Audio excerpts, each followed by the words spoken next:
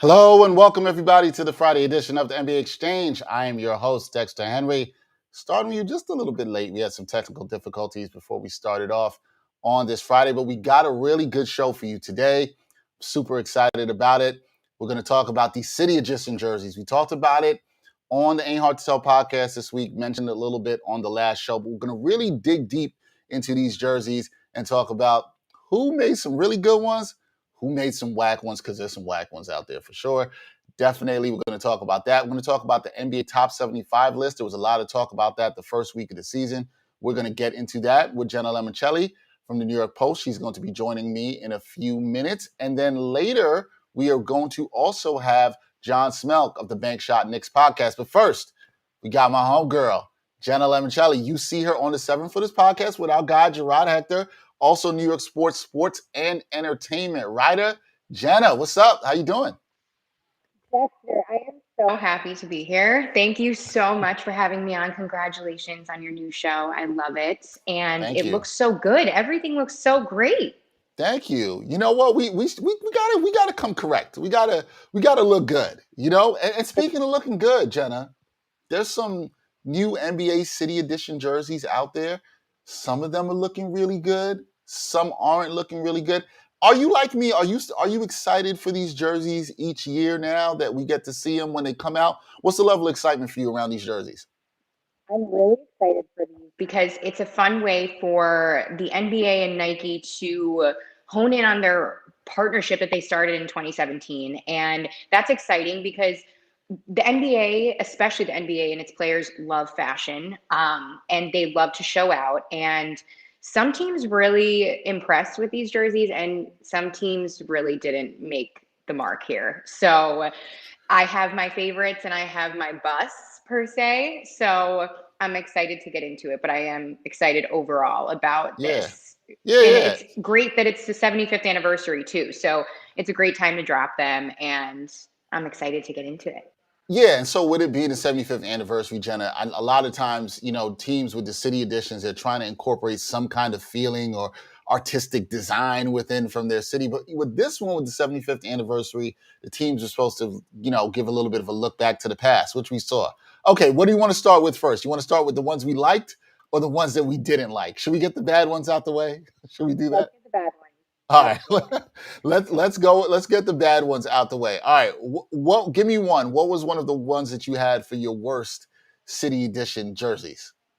I think this is more of like a blanket opinion, and I also saw our guy Brian tweet about this that they didn't even try, which that had me cracking up. OKC. Yes, they did not try.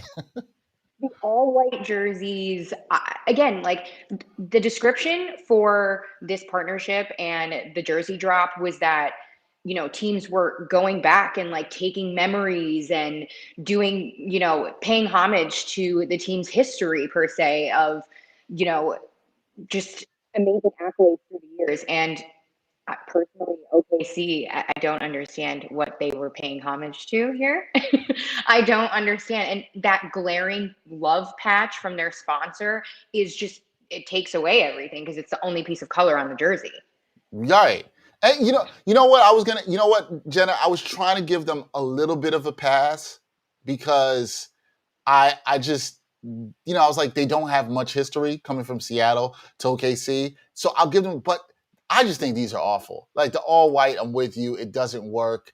I don't like it at all. So yeah, I'm not with these at all. This was one of mine. So Jen and I picked 3 each. This was one of my worst ones that I thought. So I'm with you on the Thunder. We have some overlap there. I thought it was horrible, it was awful. I'm with my man Brian Fonseca. I don't even think they tried. It doesn't look like they tried at all.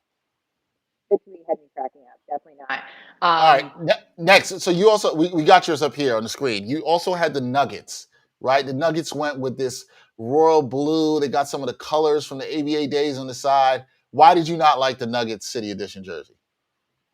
I didn't like the Nuggets City Edition because I didn't like where the was on the sides of it, and then just the front, the font just didn't get me. I wasn't about it. And this is more of like a design stylistic standpoint. So I'm sure a lot of people Right. don't agree with me, which is fine. But I wasn't for the design. It just, I don't know. And the font, I wasn't for it. Again, the colorways just didn't get me on the side and like the way they were placed. That's just me though. Again, not trying to knock them, but like, it wasn't for me. Yeah, I don't think this one was quite as bad as, OKC, where we Yeah. felt like they didn't try. I know what they were going for. They're going for the 80s look, the Alex English era jerseys. They were the colorway on the side. This is one, I don't know if you feel me on this, and this kind of reminds me of Phillies jerseys, Jenna, but do you think this would have been better if it was a white jersey? 'Cause I just think with the navy, which is my favorite color, I just didn't think it worked here. I agree. They should have called OKC a little bit and been like, "Hey, can we borrow this colorway?" Because I agree with you. The navy is just too much for me. And you're right about the Sixers. The font is really similar to the Sixers, which again, let's be a little different here. But yeah, the white. I think you're onto something though. You should hit them up and be like, "Listen, can we I don't redesign know. this?" I don't know if they're listening to me, Jenna. I have no idea that they're going to listen to me. All right, let me give you one I didn't like either. I thought was pretty Yeah. awful. The Cavs, the Cavaliers. So here's where I'll give the Cavs some credit. Okay, they go back to their red and wine colors, which I think has always been a pretty popular look for them. But then what the hell is going on in the middle? Like the circle lettering around there. It's small. It's kind of all up in the chest with the two. Nah, I like the color. I just don't like the logo presentation execution here. I mean, if you're a Cavs fan and you're buying this, I mean, there's a lot of things to be embarrassed for in Cleveland, but you don't have to wear this. You don't have to. I agree though. That center logo, I can't even see what even is it? Our producer Greg says it looks like a high school mascot, something a high school mascot will wear. Yeah, you don't even know what it is. You have no idea. It's like I, I'm not, I'm not I'm not here for this. Was one of my worst. I just was like, no. This it looks like it kind of looks like the Hoosiers jerseys, which would have made more sense for like the Pacers. But yeah, this was just this was a no go for me. I take it you're not going out to grab the Cleveland Cavaliers City Edition jersey anytime soon, Jenna. Definitely not. Seeing as I'm a LeBron James hopping fan, I left the Cavs back in the past there. All right, so you left them there. Well, they should have left this jersey in the past. That's for sure. They should have done that as well too. Okay, and then you also had our last two that we didn't like. We both had Florida teams. I had Orlando, and you had the Heat. Let's start with the Heat. The Heat they did a lot with their jersey. I mean, there was a lot going on there, Jenna. Like a lot, maybe doing too much. What did you think about this jersey? I love Miami, and it pained me to put them on my worst jersey list, but I wasn't for the little like taking the different fonts or different. It looks like they took a magazine and like took different letters and placed them together. And don't get me wrong, it kind of looks dope, but see the M right there, the blue M. I was Yep. kind of hoping they went flashy and like it's South Beach. Give us like a hot pink or like something cool. Like I see what they were trying to do, but like it's Miami. This is your time to show out, be flashy, live up to your name. Jimmy Butler is your face. Like, let's go. Give me some colors. Give me something exciting. Like I was hoping for like a neon. And again, I know they've done that before, but like when you Right. think of Miami, it's like flashy, splashy, everything. I wonder for them how much of it is. You talked about that, Jenna. They did those Vice jerseys before that were great. The series of them, like I love those jerseys. They were fire. But they tried what I read this explanation was they tried to take a piece of all their different sort of jerseys before, and that's what they did with the lettering across the top. Except it looks like a suicide note, which is I don't think is really good, or a ransom note, I should say. Not really a suicide note, but like a ransom note. note. Yeah, ransom note. That's Sorry, the word I was thinking of. not suicide note. Apologies to that. But your ransom note, it looks like that. And it's just, I don't know. It just looks like it's all thrown together. I'm not a fan. And Miami usually gets this right. Like they usually get this right. So that's why it's a little bit, I think, disappointing for them. Now, I also had the Magic, Jenna. Let's keep it in Florida. I had the Magic as well. And so they tried to stick with their pinstripe look, but they brought in some orange and gray. These aren't even your colors, Orlando. What are we doing here? I don't know. Maybe do you like this one? I'm just like no. I love the logo. Reminds me of like Shaq, old school. Like, don't get me wrong, really into the logo, like that they have that. But the pinstripes match Houston's pinstripes, which I don't like anyway. And you're right, the colorway. What's with the colorway? What are we doing here? Are we the Phoenix Suns or what's happening here? Like, this is a no for me as well. Your worst picks are definitely like an extension of mine as well. Yeah, Complete. I know we had some overlap with the Thunder just being god awful, but yeah, these were just like I don't know. Some teams, it seems like some teams don't take this seriously, and some teams really do. Like their design departments, their marketing departments are really into this and how this is supposed to look. So we never know. Now we talked about the worst. We got that out the way. We don't have to talk about these horrible jerseys anymore. Now there's some good ones. And you and I, again, we had some overlap. I know we talked about this. We had two teams that we both agreed on here. I know one of them is the Nets.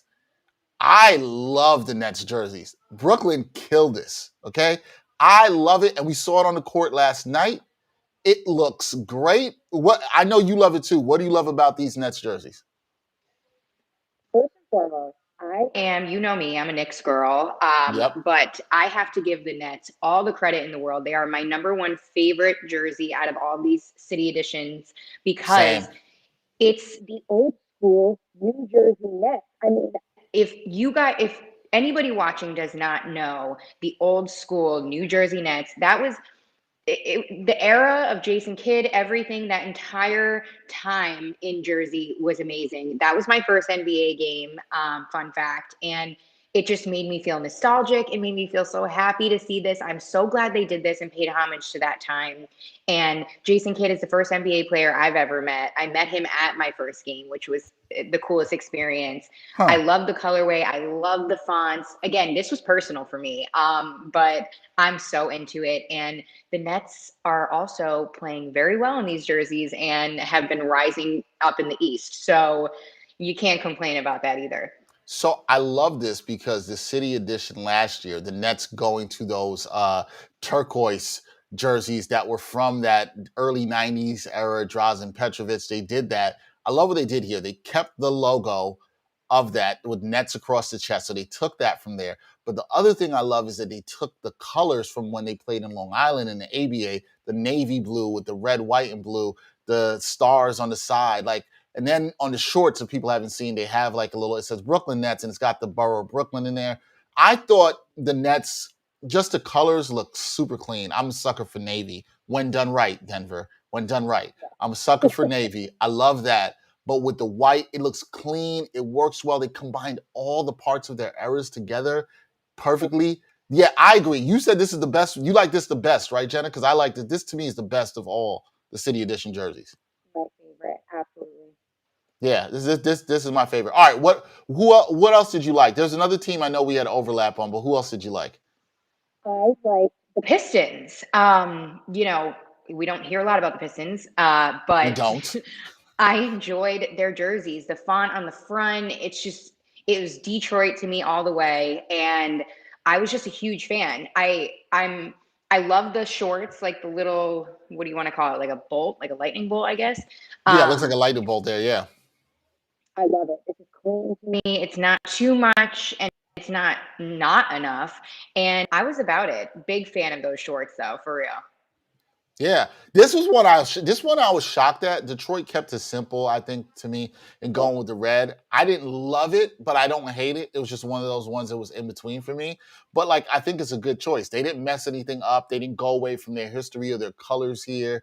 It was really nice. You like the lightning bolt. I would have liked to see them play off of something from the mid '90s with the old school Grant Hill horsehead piston jerseys. I would have liked that, but I think Detroit did a solid job here. I thought they were okay. Here's one where so we both, you had Detroit and I had one that we didn't have the same. I love the Hornets jerseys. Love the Hornets jerseys. I loved how they used the honeycomb in it. I love the teals transitioning, the script lettering. It's a throwback to when they came into the league in 1988. I love this. I talked about this with Rod Boone, who I had as a guest on the other day. I think they killed this. They knocked this out the park. I talked with a friend last night who he hates it. I think his disdain for it is they also tried to put in the pinstripes as well too. We've seen a lot of teams do that. The Rockets, which I know my producer Greg loves, is pinstripes are tough, Jenna, right? Like people either really love them or they're not for them at all whatsoever. Like some people really like them or some not. We got Wesley checking in on YouTube. He said Nets brought it back to the New Jersey days, agreeing with us. He loves those Nets jerseys as well too. So yeah, the Nets jerseys seem to be really popular. People really like them. Did you like the Hornets one at all? Was there anything that bothered you about the Hornets? Did you not like the pinstripes? What do you think of this Hornets jersey? I did like the Hornets. I like your choice. But the only thing that got me was the pinstripes. I love, love, love the honeycomb. And I think that was absolutely the icing on the cake for them. The only thing I would do without is the pinstripes. I do think that they are one of the most, how do I put it, one of the most modern designs. This is something, the ombre, the honeycomb, the colors, the flashy colors, the font. This is totally modern day for me. This is design heavy. And I was super into it. I love the logo too, on right down on the shorts too. But the honeycomb really got me with this. I think they're super unique and super good. I actually do agree with your critique there. I do think if there was one thing I would take away from those jerseys, it would be the pinstripe. I think it was a little bit much. You didn't need that. And yeah, pinstripes, it's like either it really hits or it doesn't. You know what I mean? And I feel like that's kind of the thing. Now, the last one where you and I both agree on point, I want to hear what you have to say about this. I love these Raptors jerseys, right? Love these Raptors jerseys. What do you love about these Raptors jerseys? Because I really like them. Man, the juices must have been flowing in that design meeting up in the six and Drake must have been present because these jerseys are dope. They have style written all over them. They have Drake written all over them. I love the all black and gold. They're bringing back the old school Tracy McGrady logo on the front with the Raptor, and the font I really love. It's edgy, it's cool, it's so Toronto. I love the colors. Of course, they're modeling after their OVO colorway that they rock on the court, and that's of course a nod to Drake. But this won me over, and I love a good like black complete uniform, and this gets me. The gold is so great. I have no complaints. The logo on the front though, the mascot, chef's kiss. Love it. I'm with you on that, right? Because I love everything you said hits. I love the OVO colorways. I love that. I really love the throwback to the OG Raptors jersey and having the dinosaur on the front dribbling the basketball. I still think there was a lot of cartoony logos in the 90s, but this is one of the best of them that I like. And so I think they also too just had a great job of taking their past along with the modern look of what they're going for and just blending it together, capturing the city of Toronto. I think people up in the six, you're going to see a lot of people up in the six and around definitely rocking this jersey. I like this. So Jenna had the Nets, Pistons, and Raptors. I had the Nets, Hornets, and Raptors as the jerseys that we liked. So check them out. All the jerseys, I mean, it's nice. I always like when they drop these. It's always interesting. I still sometimes think we have too many jerseys, but it's nice. Some people going to look fresh on the court. Some people, you're going to want to turn away. OKC, I don't need to see y'all in those. Cleveland, I don't need to see you in those or whatsoever. They're not particularly teams that we're going to be watching much of. As Gerard would say, they're not a league pass team.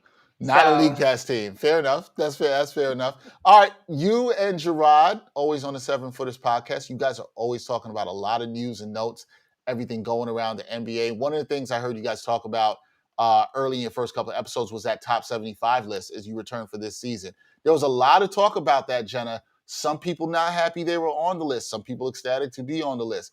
What did you think of the list? And was there anybody that didn't make the top 75 list that you were like, damn, that's a really bad omission? Right. Well, I mean, anytime you come out with a list, it's going to be controversial, no matter what. I mean, you can't please everyone. So that's that to begin with. But the list, I like how they kept the original 50, because I mean, you can't just take people off and then, put them back. It just doesn't make sense. So I like how they keep adding to it. However, only 25 names added to the list, which it's hard to pick. It's really hard to pick out of a lot of people. However, I will say the biggest glare out of that was Dwight Howard missing. Yes. I know he could be, talked about in certain lights and certain ways, but look at the man's resume. I mean, he's a bona fide Hall of Famer, is going to be a Hall of Famer, and that just did not make sense to me whatsoever. And of course, you had Klay Thompson, who was left off the list, one of the greatest shooters we've ever seen pick up a basketball, and he had a problem with that. He aired that out on Instagram. But those were the two big names that I did not agree with being on there. Also, Tracy McGrady, not on the list. I mentioned him before. He wasn't on the list. Dikembe Mutombo, just certain names that I didn't really understand. But again, you can't please everyone. I was happy with who made the list. I think I saw somebody tweet, if you're unhappy with the list, you have to say who you would remove before you say who you would put on. And that's a challenge. That's hard. It's hard. It is hard. So again, I have to say though, Dwight Howard, biggest snub for me. I don't agree with it. Don't understand it. Somebody pull out the man's resume. I don't know what you're judging, but that was completely missed the mark for me. Yeah, I think for me, I definitely agree with you. Dwight Howard was my biggest snub. There's no way that he should not be on this list. Like you said, look at his resume, body of work, 3-time Defensive Player of the Year, led a Magic team to the finals where he was clearly the best player. Yeah, and you're right. Forget what you think about him off the court, how some people think he could be a goofball, all that other stuff. Right. The man's resume speaks for itself. He's one of the best centers to ever play the game. He should be on the list. I would have personally liked, though, Jenna, one of my things was I know they kept the 50 on. I would have liked to have seen them just start from scratch. I don't think everybody that got on the 50 still deserves to be there. Things change, things evolve. So you got to take some people off. But, yeah, we'll see. But I like T-Mac's a guy, too. I think well-deserving, like you said.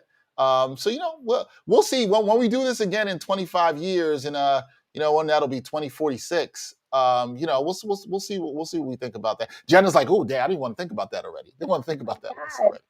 Oh, so many more graves. I got to ask you this before I let you go, Jenna. What's going on with Scottie Pippen, man? I know you're already tied. You're always tied into the world of sports and entertainment. And Scottie Pippen is out here keeping things real messy with Michael Jordan. It seems like every time he's promoting something, he was promoting, was it rum or whiskey early in the year, and now he's promoting his memoirs, and he's taking shots at Jordan. What's going on with your boy?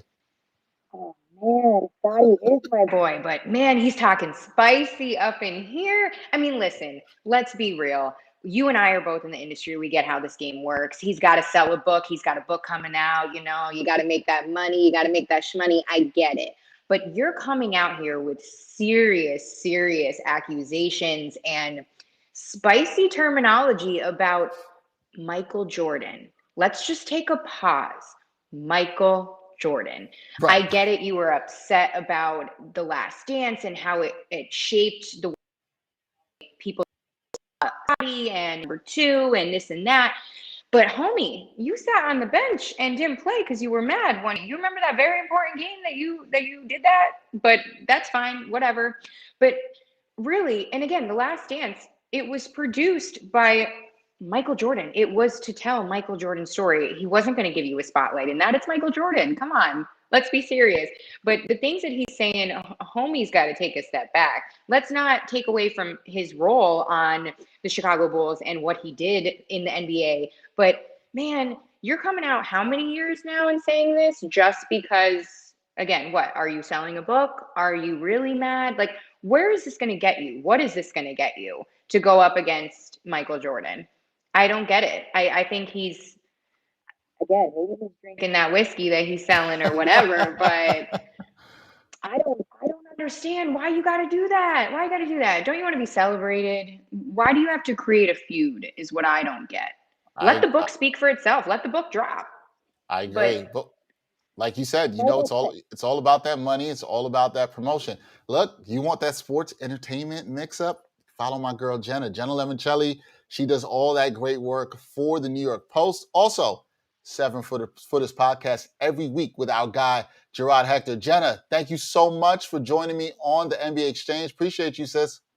Thank you so much. I appreciate you. Keep killing it. I love it. I watch it all the time. I love you, Dexter. You're the best. Thank you. I appreciate you, sister. Appreciate you so much. All right, that's Jenna Lemoncelli. Definitely check her out. When we come back, we're going to have John Schmeelk of the Bank Shot podcast talking about the New York Knicks start to their season, and their game against the defending champion Milwaukee Bucks tonight should be an interesting one. My man John Schmeelk will join us when we come back on the NBA Exchange.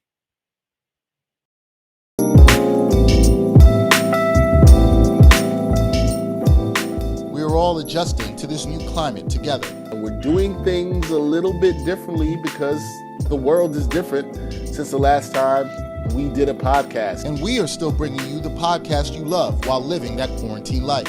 You use deodorant every day or no? Yes. During the quarantine? Hell yeah. Still discussions of sports, music, and pop culture in a pod where it ain't hard to tell who keeps it real. Don't say that you don't see race. Whenever you say you don't see race, it just shows me how privileged you are in a situation that you don't ever have to think about race. No, look at the words I'm using. Perhaps, possibly, maybe. Is it the smartest thing? Probably not. Is it too soon? I would say so. I went through so many things being short, and just people would always underestimate me and always tell me, like, you're not going to make it, you're not Dex, good enough. I know. What I told you, Dex, come on, son. We just talked about this. Whether you listen or watch, stay home, be safe, and subscribe to the Ain't Hard to Tell podcast on YouTube or your favorite audio streaming platforms today.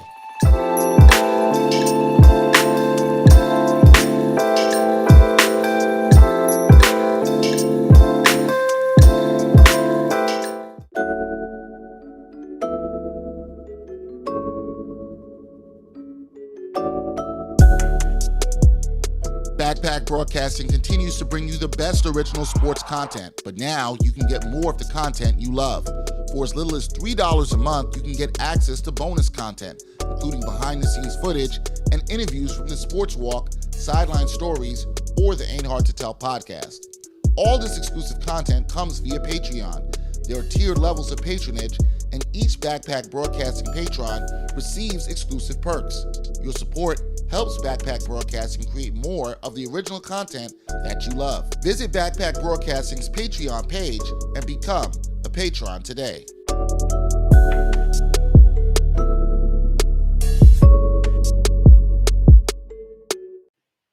All right, welcome back to the NBA Exchange.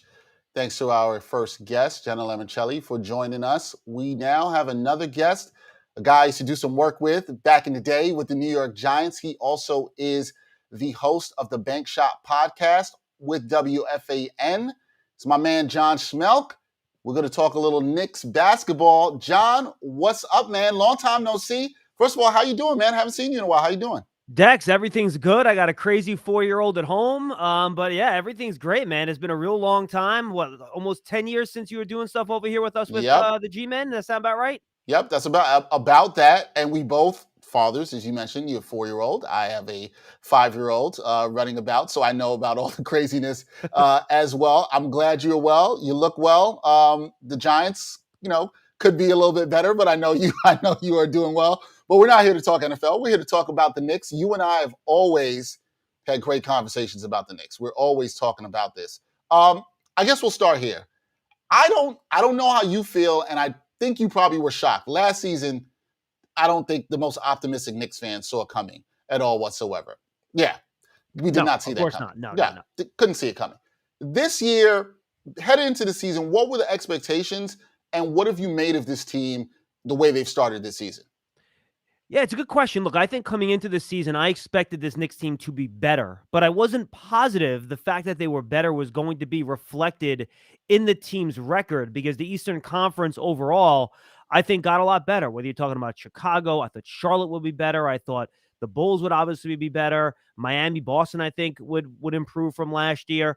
So I thought the team would be better. There's obviously more talent. I think they're a much better offensive team, but I wasn't sure it would be reflected in the record, just because I thought the competition would be a lot better, where the Knicks might be a better team, but, instead of being the 4 seed last year, maybe they're the 7 seed, something like that, right?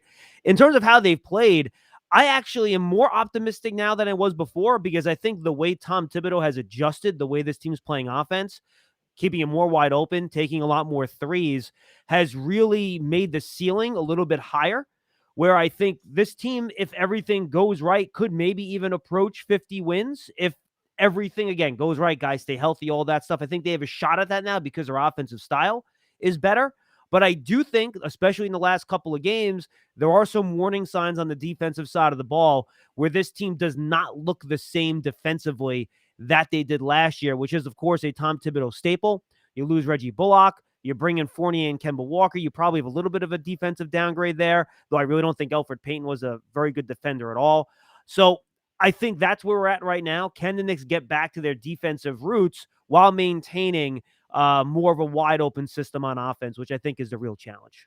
Yeah, I've been encouraged about the offense and also surprised about, even before this season, how Tom Thibodeau was talking about the emphasis on threes. And then we've seen that thus far. They've taken a lot more threes.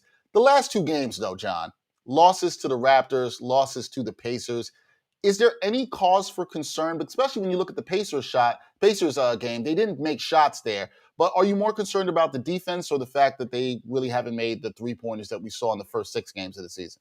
Hey, look, three-point shots are going to fluctuate from game to game. I don't think they're taking bad shots. I think, generally speaking, they are taking open shots. They're taking the right type of shots from three. So I don't have a huge issue with that. I do worry about the defense, though, because I do think there's a level of commitment to it. And I do think in some ways the three-point shots are hurting the defense because, as you know, Dexter, long jumpers, long rebounds, that turns into easier transition baskets sometimes for opponents. I do think that's part of the deal here. Remember, last year, they just attacked the rim more than any other team in the league. And usually then there's a scrum for a rebound. It slows the other team down in terms of their pace. That's not as much the case this year because the Knicks are taking more threes. So I do think that's part of it here.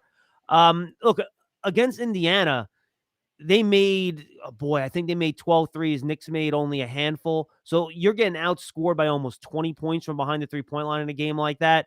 It's going to be hard to win. When Miles Turner's hitting 7 of 10 from three, it's one of those things that happens sometimes. I wouldn't put a huge, big, spotlight, big trouble in front of that game. But look, the Raptor game was troubling. The loss to Orlando earlier in the year was even worse than that because Orlando's just not a very good team. So the defense just has to really get back to where it was last year. And if it can, I think this team will be able to stay out of that play-in tournament. Another concern, I would say slightly of mine that we've seen throughout this year so far, late game execution. We saw this against the Celtics in the opener. We saw this against the Bulls, up 12, 10 points, whatever it was, with 3 minutes to go, and the lead is blown. Is that another concern for you, John, with this team? It seems to be a little bit ISO heavy in those late game situations, dumping the ball to Randall and everybody just clearing out. Would you like to see more of that ball movement that you've seen work for this team in their wins? Yeah, I'd like to see Randall part of a two-man game, right? Let him screen for a Derrick Rose or a Kemba Walker, even an RJ Barrett or Fournier, and let him work off the ball a little bit. I do think it's been a challenge for Randall this year. It's almost harder for him because he's being asked to do less. Last year, he was asked to do everything because he was the only good player on the team that could score consistently in the half court. So it was easy. Julius, go do your thing. But now this year, with so many other guys on offense that can contribute, I think he's still figuring out, all right, when do I shoot? When do I pass? Where can I get shots in the flow of the offense? When do I have to ISO? So I think that's something he's trying to figure out here. I think he's doing a decent job of it. I still think he has a couple times a game where he says, all right, I'm getting the ball here. I'm shooting it no matter what. He shouldn't have to do that. And he should be able to play off the ball more because now he has guys that can get him the ball for easier shots. Like, he doesn't have to take these, 15, 17-foot fadeaways because he can get better looks if he sets a screen, rolls to the basket, does a strong pick and pop, things like that. So I agree. And I think those late game scenarios are, part of the bigger feeling out process here of exactly how this offense is going to work and how Randall fits into it. Remember, Dexter, we've seen some games where we've taken 20 shots. We've had a couple games where we've taken less than 10. Yep. So I do think this is still a feeling out process for Randall. I want to go back to the three-point attempts for a second with the Knicks, John. Do you think this is good for the team? You sound like you feel like they do because I think it's good. They look a little bit more modern offensively, you should say. Are you concerned, though, that it can swing one way where they're taking too many threes? Or do you think the team has the ability to recognize when maybe the three-point shot's not going? We saw a bit of this in Indianapolis, where they didn't take as many threes when it wasn't falling in the first half. In the second half, they scaled back on that. So what do you think about the three-point in terms of their offense? Good or bad for the Knicks going forward?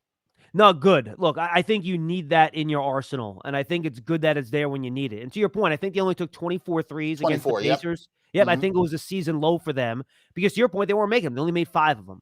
And I think the important thing is that you want to have that in your bag so you can maximize your offensive output and your efficiency and all that stuff with the analytics. I think you have to do that in the modern NBA.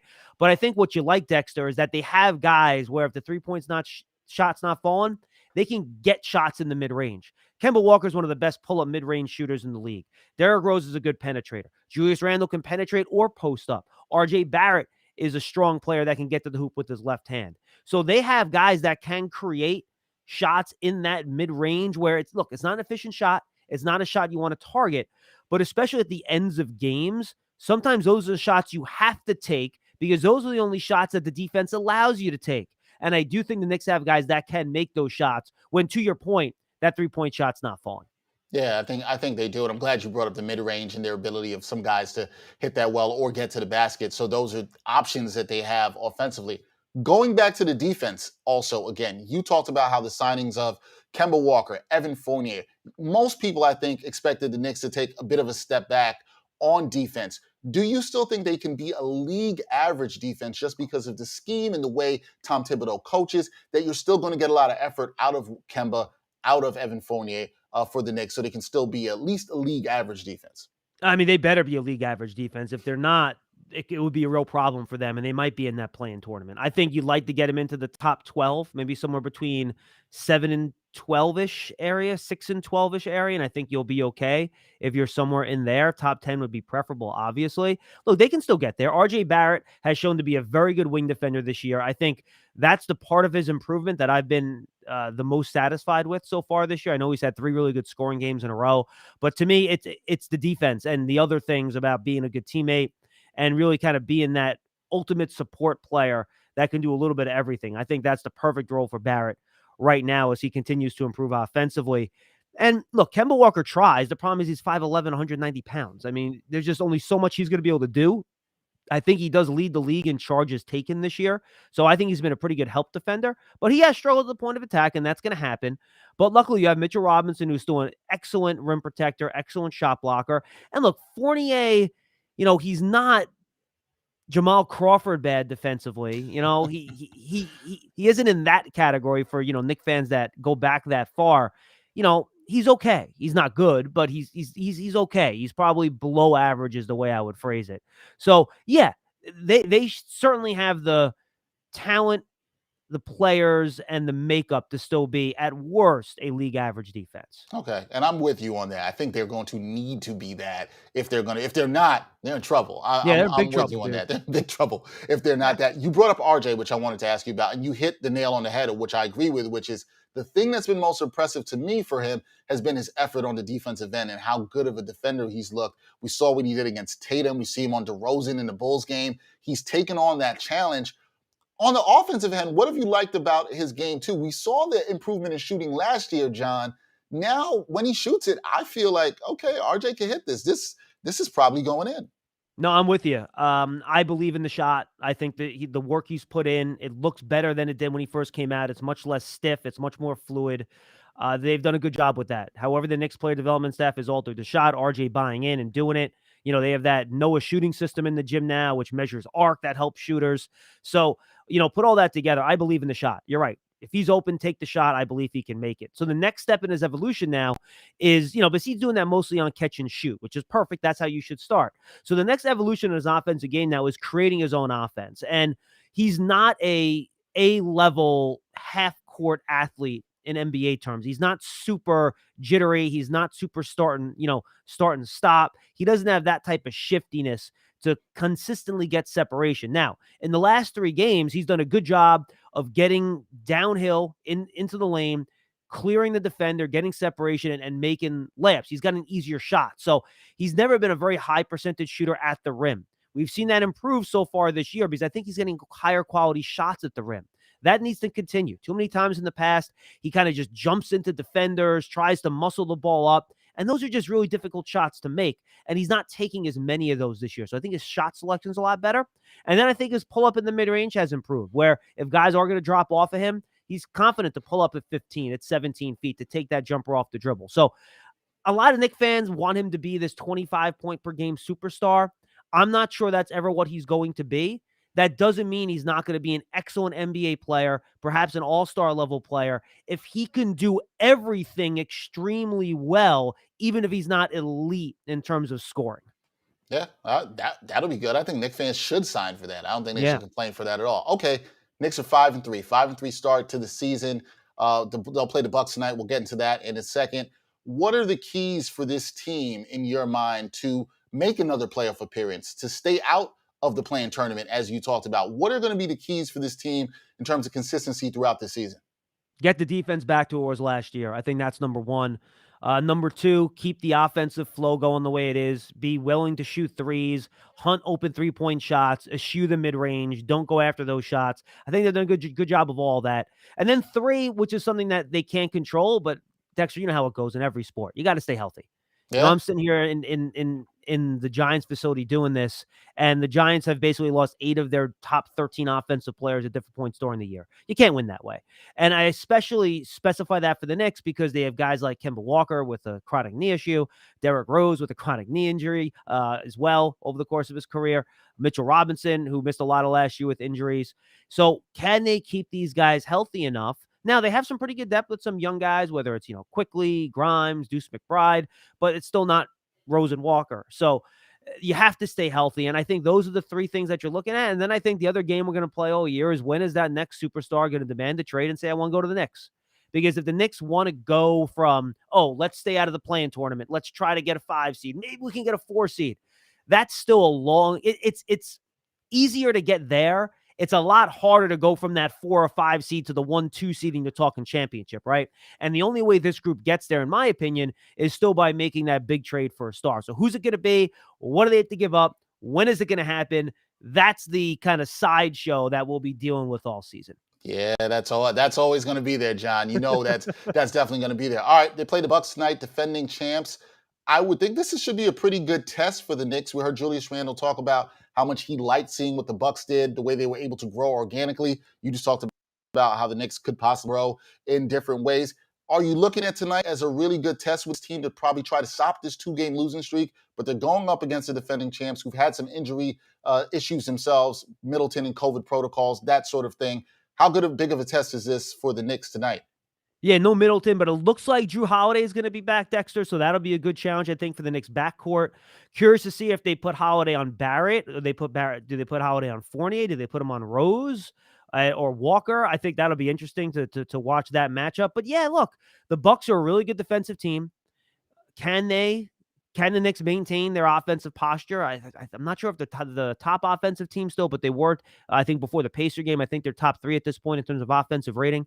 Can they do that against a really good, Bucks defense? And I think the other part of it, too, is that I think the way the Knicks defense is structured, they're still apt to give up too many open 3-point shots. Tom Thibodeau, above all, wants to protect the rim.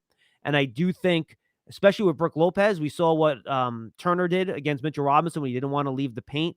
If Lopez is sitting out there, are they going to give him a lot of open threes? Will he make them? I think that's a big deal tonight. So can you limit at least what the Bucks are going to do from 3-point land tonight? I think those are really the 2 things I'll be keeping an eye on. Yeah, definitely keep an eye on that. John, what was your prediction? You said the Knicks possibly as high as 50 wins. What was your prediction for the team before the season? And do you still see them? I had them from 45 to 48. But where do you see them now from what you've seen? Small sample size, 8 games. But where do you see them going now? Yeah, before the year, I had them 44-38. I thought, Okay. I thought they'd be a more talented team. They'd be better, but maybe they wouldn't be quite as many games over 500 like they were last year. That's a couple games worse. So now I think I'm more optimistic, to be honest with you. I've been happy with what I've seen. I probably put them closer to your range, probably in that 46 range, 47 range, if I was to make that prediction today, just because they've embraced a more modern offense, which I just didn't think Tom Thibodeau would do it, but he has, which is great.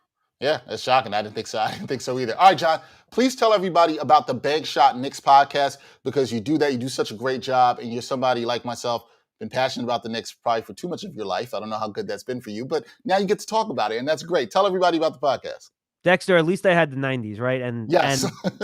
And that's what hooked me. I feel bad for the younger Knicks fans that didn't get to enjoy that, and they just had the 2000s, which has been admittedly rough. Yes, but the Bank Shot, you can go to my Twitter feed. My pinned tweet has all the places you can find it. It's on WFN.com, Odyssey.com. It's on most of your favorite podcast platforms. I'm on Twitter at Schmeelk, SCHMEELK. Again, it's the pinned tweet. Check it out. We do 1 or 2 podcasts a week. We do some game reactions. We get good guests on talking about the Knicks, a lot of in-depth nerdy basketball stuff. Make sure you folks go check that out. And if there are some football fans, some Giant fans out there, make sure you go check out the Giants Podcast Network, which you can find on the Giants mobile app at giants.com/podcast. And that's on every podcast platform you can imagine. We got a live show every day, Big Blue Kickoff Live from 12:30 to 1:30. We take calls from fans. Check it out. Then the Giants Huddle Podcast. It's kind of our long-form interview podcast. We do reactions, previews of games, player interviews. Bob Pop is doing a special series now when he looks back on Giants history. So a lot of good stuff. Make sure you guys go check that out on the Giants Podcast Network. Yeah, everybody, seriously, check that out. All the folks over there at the Giants, they do fantastic work. John does great stuff, as you said, with the Knicks as well, too. John, I'm going to be listening to the Bank Shot Podcast. Everybody else should listen to that, too. And I tell my man, Michael Beckton, not to get too hyped on the Knicks this year. I know how excited he can get over there. Tell him not to get too excited. He's only slightly less hyped about them than he is about LeBron, but that's okay. Okay. All right. All right. I'll have to talk to Mike about that. That's John Schmeelk, host of the Bank Shot Podcast with the Knicks. John, thanks for joining me on the exchange. I'll have you back on soon, okay? Hey, thanks for having me on, Dex. Anytime, man. Always here for you. No problem. Thanks, brother. Appreciate you. Once again, that's John Schmeelk, Bank Shot Podcast on the Knicks. Please tune into that. When we come back, we're going to talk about the Robert Sarver allegations that have come about and give you NBA picks for tonight. All that coming up when we come back on the NBA Exchange.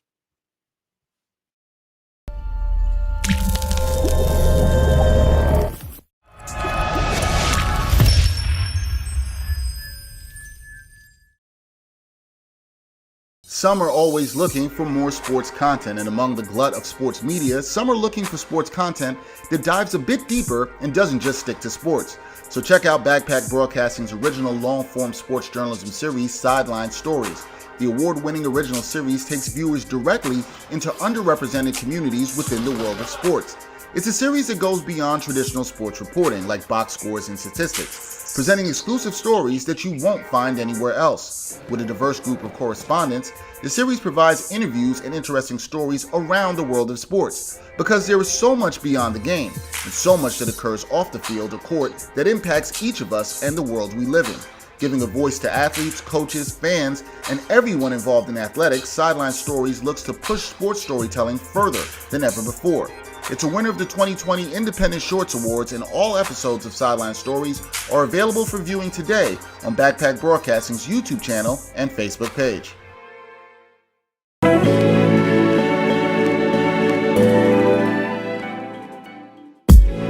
The Sports Walk is back. Watch Season 4 of Backpack Broadcasting's original, award-winning web series that brings you the opinions of real sports fans in these streets, literally in these streets. The first 3 seasons and current season, with new episodes every Monday, are available now on the Backpack Broadcasting YouTube channel. Check out the 2017 NYC WebFest official selection and see what other sports fans have to say on the hottest issues in sports today. It's easy, y'all. Just take the Sports Walk.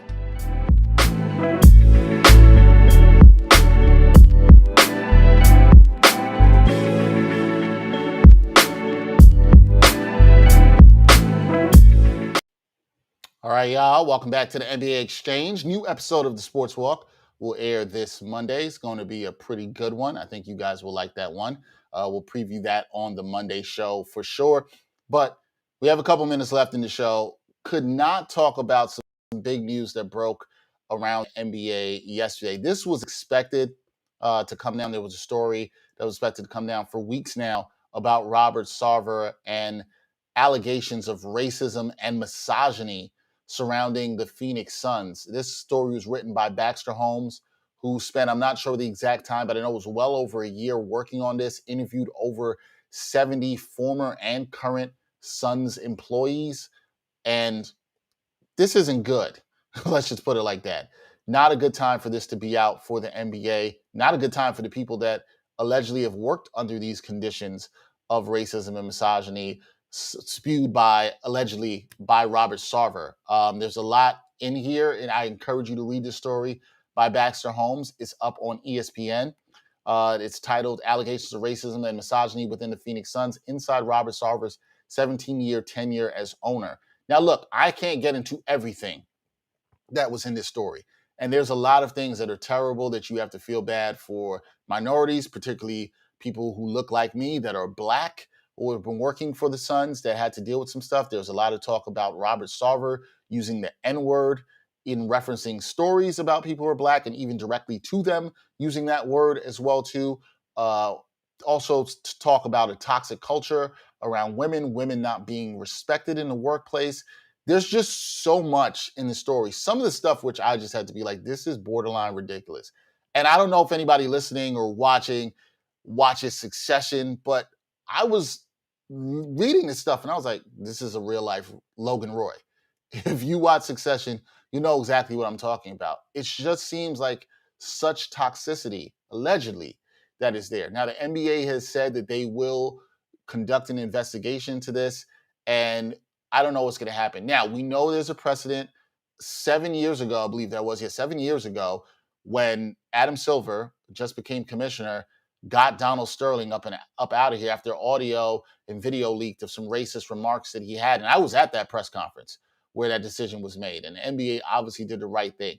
This situation, obviously, this has come out in the story. It's a little bit different. NBA is going to do their own investigation. There's no smoking gun per se here. There's no audio or video. But I think it's time for us as a culture to start thinking about, okay, well, who knows? Maybe there's some audio video that comes out, or through their investigation, they find that everything that Baxter Holmes reported and people said, like Earl Watson, former head coach on the record, came out and said is true. Then does he lose his team the way Donald Sterling did? Does that happen? It's an interesting punishment when we have billionaire owners in this culture that can say these things about women, say these things about minorities, particularly black people, and the worst thing that happens for them is they get a profit on the team that they bought. I don't know what harsher penalty there can be. I don't have all the answers, but I think it's time for us to start thinking about the fact that, okay, this can occur and that might not be that harsh of a penalty because this person still gets to profit in some way off of this. And it's just always interesting. I wasn't thoroughly shocked by this in any way as a black person in this country, particularly around sports. I'm not shocked that there's possibly these older white billionaire owners talking these ways about black people or black bodies or about women. Not shocked. We just saw this in the NFL a couple of weeks ago with John Gruden. So the one thing I'll put out as caution to the wind is please don't think for 1 second that this is just Robert Sarver, that there aren't other owners that think like this, that act like this, that speak like this. Racism, misogyny is a cultural problem that exists that hasn't gone away, many times particularly because people haven't been willing to put in the work. And that is the people that are in power to put in the work. It's not upon the victims to put in the work. And that's what's disappointing here. So we will have our eye on this. We will see what goes on, but the NBA is going to do their investigation. You did not hear a lot from Monty Williams. You didn't hear a lot from Chris Paul or Devin Booker on this. They said they're going to let the NBA do the investigation and then see what happens. I'm fine with that. I don't think anybody needs to jump out here. We've already seen some people caping for Robert Sarver. I don't know why. We saw what happened when people caped for John Gruden. That didn't go well. The comments from people talking about they don't know person to be a racist. They don't know Sarver to be a racist. Yeah, that's true. It's possible. He could have presented to you as not being a racist. That doesn't mean the experiences of the black people that were on record in this story or not on record and women in the story aren't true. Your experience with this person doesn't invalidate those other experiences. So that's just another point I would like to make. But obviously not a good look for the league, not a good look for everything that's going around and with the Phoenix Suns organizations, because the questions around this probably aren't going away anytime soon, but we will keep our eye on that. Before we get out of here, we'll talk some NBA picks. Got some games tonight. I got 3 that I thought were pretty good for us to check out. I'm going to run through these pretty quickly. The Brooklyn Nets, they will be in the Motor City taking on the Detroit Pistons. They are 10.5-point favorites. Look, the Pistons, they're not a good team right now at all whatsoever. They got Cade Cunningham back. They're not playing him in back-to-backs. They just lost last night to Philadelphia, hosting Philadelphia. Now they have the Nets coming town, so that's tough for the Pistons. 2 of the best teams in the East, back-to-back. Nets, obviously a great win the other night against Atlanta. I think they keep things going. They look confident. The Nets role players are starting to hit shots. James Harden has looked better in the past 2 or 3 games. Very good game against Atlanta. Kevin Durant's been rolling all season. I think they roll this easy. Maybe you don't want to take those 10 points, but there aren't really other good odds for you in this game. Take the Nets minus 10.5 to cover that spread. I like them there. But bang that, go put the money down on that with the Nets. I just think this one's a no-brainer. I think they easily blow out the Pistons, who it's unsure whether they'll play Cade Cunningham or not, but he hasn't been playing back-to-backs. I don't think he will. Definitely bang the Nets on this one. Second game of the night, Spurs. They are in Orlando to take on the Magic. The Magic, we talked about this last week, one of the worst offensive teams in the league. Spurs, they're okay. They're about 12th right now in offense. Decent. They've got a lot of guys, not a strong scorer, an alpha scorer on that team, but a lot of guys that could put the ball in the basket. Now, the Spurs and Magic played in the season opener, and the Spurs waxed the Magic. One thing we've seen from the Magic is they've given a lot of effort, particularly lately on the defensive end. They've held 2 out of their last 3 opponents to under 100 points. This team, when they want, can play some pretty good defense. Yes, they still have a lot of injuries. No Markelle Fultz. Gary Harris still out. There's a lot of concerns there.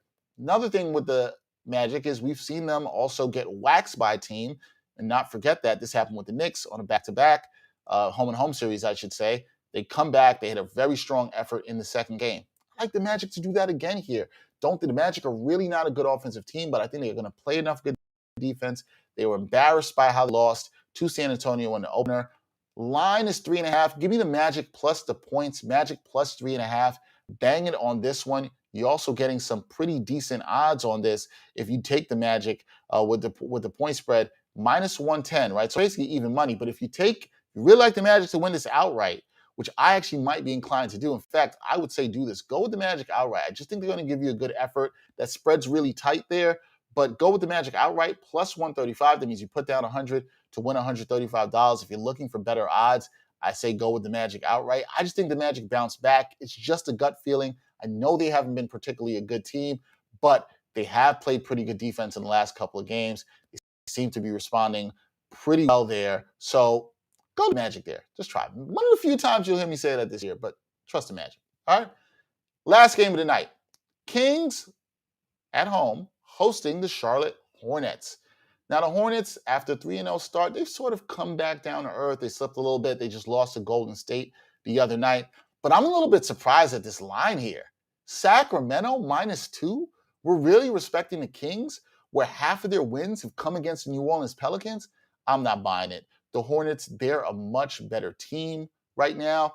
Not great odds here with the money line, but I like the Hornets to win this game straight up, plus 105 on the money line. All right? So I like them to put down $100. You only win 105. It's not great odds. Maybe you want to throw a little bit more down on the Hornets, but I think this is a bet in a game for tonight that I feel pretty confident. The Hornets need a win. They're looking to bounce back off that loss to Golden State on this West Coast trip. We talked about this with Rod Boone earlier this week. This is important. This was going to be a tough trip for them and important. They've got to get the wins that they can on this trip. They got the Clippers, I believe, coming up, and the Lakers also on this trip. They've got to get the wins that they can. One of the wins they can get is damn sure the Kings. The Kings haven't really beaten anybody. They do have a good win against Phoenix.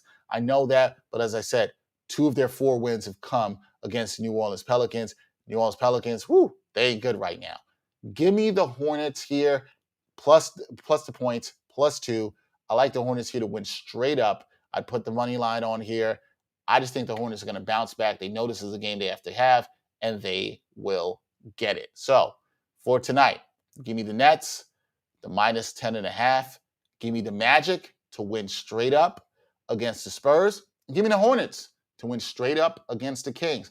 Now it's Friday. We also look at future Fridays, and one of the things we're going to look at this week is Sixth Man of the Year. If you've been thinking about voting on Sixth Man of the Year, there's already been a lot of fluctuation in that already. Tyler Hero had, I might be messing up the stat, but it was the first 7 games of the season. He has the all-time most points off the bench in the first 7 games of the season. Tyler Hero's been fantastic. He's right now the odds-on favorite.